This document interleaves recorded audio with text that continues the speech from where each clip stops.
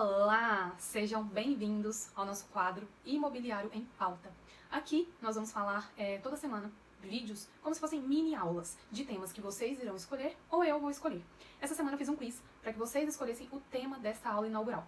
E nós vamos falar sobre como fica a questão do imóvel financiado em razão do divórcio. Vamos então imaginar essa situação. Ana e Pedro se casam e 2 meses depois eles compram um apartamento onde eles irão morar. O apartamento vale R$500 mil. Desses 500 mil, 100 mil eles pagam à vista, cada um dando 50 mil reais. E o restante eles parcelam. O que acontece? Eles vão parcelar isso daí através do banco em 30 anos. Vamos imaginar que 10 anos depois, a união de Ana e Pedro chega ao fim. Eles resolvem se divorciar. Como que fica então este imóvel financiado? Como que vai ficar a partilha do bem deste imóvel financiado? Primeiro vamos entender um conceito. O que seria este financiamento imobiliário? E aqui nós falamos de alienação fiduciária. Você que atua aí na prática precisa gravar este nome. Como que funciona a alienação fiduciária? Vamos imaginar que Ana e Pedro estão comprando esse apartamento de uma construtora, tá? Só que eles vão dar 100 mil para essa construtora e o restante eles vão parcelar. Eles não têm esse dinheiro para parcelar diretamente com a construtora, então eles precisam ir ao banco, pedir emprestado 400 mil reais para poder quitar, pagar perante a construtora este valor. O banco vai emprestar este dinheiro para a Ana e para o Pedro. Isso é o que nós chamamos de alienação fiduciária. Eu vou ter os fiduciantes, o fiduciante que é o banco, e você vai ter os fiduciários, que é a Ana e o Pedro. O banco emprestará o dinheiro para a Ana e o Pedro, cobrando aí juros compensatórios, correção monetária sobre este empréstimo. E perante a construtora, eles vão ter quitado, eles vão passar a dever o banco. Então, isso nós chamamos de alienação fiduciária, que é esse financiamento imobiliário que neste caso aqui eles fizeram. Entendemos o que é então esse financiamento imobiliário. A gente já entendeu que tudo que Pedro fizer referente a este imóvel, ele vai precisar pedir autorização para o banco, porque este imóvel está alienado ao banco. Beleza. Então vamos imaginar que eles estão se divorciando e eles vão fazer esse divórcio de forma consensual no cartório. Feito o divórcio no cartório, eles vão pegar a certidão que consta o casamento e a averbação do divórcio e vão levar lá no registro de imóveis para poder averbar na matrícula do imóvel este divórcio. Ok, só que isso perante o banco não quer dizer nada, porque lá no financiamento eu tenho o nome da Ana e do Pedro. Então eu tenho uma alteração no registro do imóvel constando que houve o divórcio, mas os dois ainda estão lá no financiamento. E nós falamos que os dois são mutuários do banco, porque eles têm essa obrigação com o banco. Outra situação é se eu tenho esse divórcio perante uma vara de família, né, na justiça. Da mesma forma, você vai ter o formal de partilha. Com esse formal de partilha, você vai também averbar lá na matrícula do imóvel o divórcio deles, mas a gente vai persistir com essa obrigação que o bem está financiado no nome dos dois. E aí agora a gente vai partir para outros passos. Nós temos situações que podem ocorrer, tá? E aí as partes terão que chegar a um consenso. Vamos imaginar na primeira situação que Ana resolve ficar com o imóvel, então ela vai assumir a obrigação, beleza? Segunda opção, nenhum dos dois tem condição de permanecer sozinho pagando, né, esta parcela, o financiamento. Então eles vão vender para um terceiro. Ou terceira opção, vamos imaginar que Ana e Pedro têm um filho. E aí eles resolvam que, por exemplo, a Ana vai continuar morando lá, os dois vão continuar pagando esse financiamento e ao final eles vão fazer aí passar o bem para o nome do filho. É uma terceira situação. Ou não, que eles resolvam que os dois vão continuar pagando em condomínio.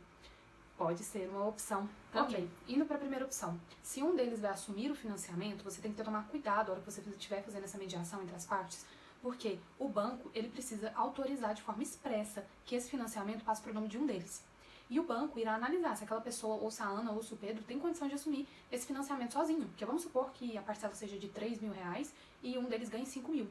Então, o banco vai analisar ver todos os critérios, para que de fato ele veja se ele dará essa autorização ou não. Se existe seguro, né, deste imóvel, seguro, vai ter que ter uma autorização também, para que esse seguro passe para um deles, né, em nome de um só.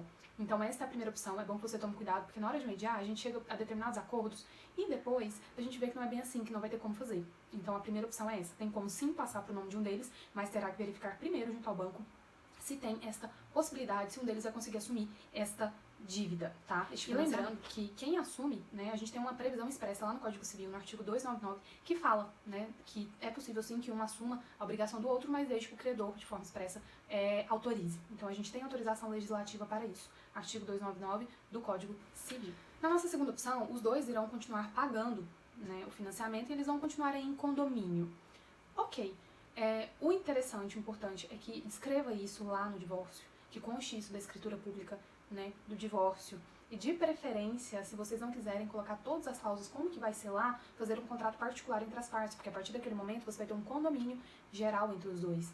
Então, como que se dará isso? Ok, eles vão pagar os dois, mas quem vai morar lá? Vai colocar para alugar? Como que vai ser isso? Então, é outro até serviço que você pode aí ofertar para o seu cliente, de fazer um contrato para poder descrever como que se dará esse relacionamento entre eles após o divórcio em relação a este imóvel.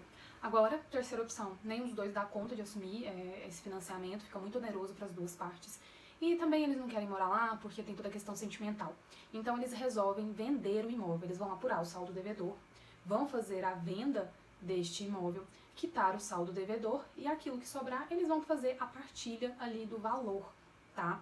E muito importante, isso é uma dica, quando eu atuei lá no começo no direito, que eu ainda pegava causas assim de família, de divórcios judiciais, nunca especificar que o imóvel será vendido por tal valor e que tal valor será partilhado, porque o divórcio pode demorar. Então vocês precisam tomar cuidado que dispor, né, de que ficar bem delimitado que será partilhado de acordo com a venda do valor de mercado do bem. Tomem esse cuidado para que vocês não tenham problema, porque pode ser que lá vai constar que o imóvel vai ser vendido por 260 mil, mas na verdade o imóvel vale 240 e acha uma proposta só de 220. E aí como é que fica? Se vamos supor que a Ana vai ficar com 10 mil do que sobrar e a gente estipulou que o Pedro vai ficar com menos, porque ele vai ficar com um carro e no final vende a casa por menos. Imaginem a confusão. Então é bom especificar que, né, a época da venda, de acordo com o valor que vai ser vendido, com o valor de mercado, que vai ser vendido bem, que vai ser apurado, né, para poder fazer esta partilha. Outra situação que pode acontecer e vai acontecer é que vai ter incidência de tributos. E aqui nós vamos ter que ver se vai incidir ITBI ou se vai incidir TCMD. E eu vou passar muito por cima aqui, mas se vocês quiserem aprender melhor o que é ITBI e o que é o TCMD, lá no meu blog, tá? O link na bio, eu tenho um artigo só explicando o que é TCMD e só outro artigo explicando o que é ITBI. Então, é só para vocês terem noção. Se, né, a gente tiver uma transmissão de bem imóvel a título oneroso, a gente vai ter o pagamento ITBI. Agora, se a transmissão for a título gratuito, a gente vai ter o ITCD ou ITCMD, a depender do estado aí. Então, tome bastante cuidado com isso, porque vai incidir tributo, você tem que ver, porque se o cliente tiver o ganho de capital, a gente vai ter que analisar toda essa questão tributária para o cliente não ficar aí prejudicado e não tomar ré, né, vamos dizer assim. Por fim, a gente tem uma outra questão também que nós precisamos tomar cuidado, que é com o regime de bens. Então, sempre falo que, apesar de a gente precisar ser especialista numa área, a gente sempre vai ter que estar estudando pontos de outras áreas. E se você tiver dúvida, você tem que procurar advogado especialista naquela área para te auxiliar, tá? Então aqui o regime de bens é importante que vocês deem uma pincelada e saibam, mesmo que você atue só no imobiliário. E aí eu também tenho um artigo lá no blog falando sobre os regimes de bens. Então vamos lá. Na comunhão universal de bens, a gente tem que, independente se o imóvel é comprado antes ou depois do casamento, a gente só vai ter a ratificação ali das cláusulas do contrato original. A gente não tem readequação. Quando a gente fala de comunhão parcial de bens, se é imóvel comprado antes, a gente vai ter uma readequação desse contrato. Se ele foi comprado depois da união, como é o caso da Ana e do Pedro, eu só vou ter uma ratificação também dessas cláusulas para passar para o novo, para quem vai assumir aí esse financiamento. Separação total de bens, a gente vai ter que analisar o caso concreto, ver quanto que cada um pagou naquele bem. E a depender, a gente vai ter ou readequação desse contrato ou vai ter ratificação das cláusulas, mas vai depender muito do caso concreto, você vai ter que analisar, ver. Porque pode ser muitas vezes que eles tenham comprado imóvel, mas um pagou 70%, o outro 30%. Então vai ter que ver como que vai ficar isso na partilha dos bens, para ver como que vai ficar isso também perante o financiamento. Então vejam vocês que a gente precisa analisar alguns pontos que são primordiais. A primeira coisa que eu falo quando você pega um imóvel financiado num divórcio, você precisa sentar com as partes e conversar o que eles pretendem fazer com esse bem. E visto isso, você tem que analisar a condição financeira de cada um, ou de assumir o financiamento, ou quanto que cada um vai ficar, então para não ter problemas. Mas basicamente é isso. Lembre-se sempre que o banco tem que autorizar de forma expressa. O banco vai analisar se aquela pessoa tem condição de assumir aquele financiamento, ok? E que a gente vai ter incidência de tributos, a depender, né, como é que for essa formatação. Então, espero que tenha ficado bem explicado. Se tiverem ficado com qualquer dúvida, pode me deixar o comentário aqui ou pode me mandar um direct que eu explico pra vocês e a gente tenta elucidar aí pra não ficar dúvidas, né? Então, até o próximo vídeo.